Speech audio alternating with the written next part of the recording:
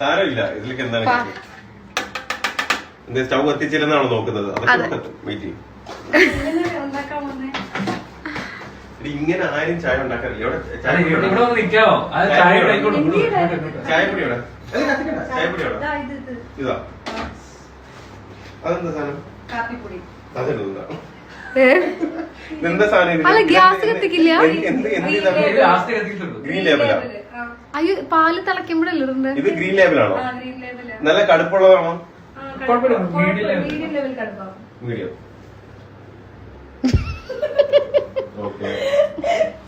ജീവിതത്തിൽ ആരും കാണാത്ത ചായ. ഞാൻ പറഞ്ഞില്ല നിങ്ങൾക്ക് ഈ ചായ ഇഷ്ടപ്പെട്ടു.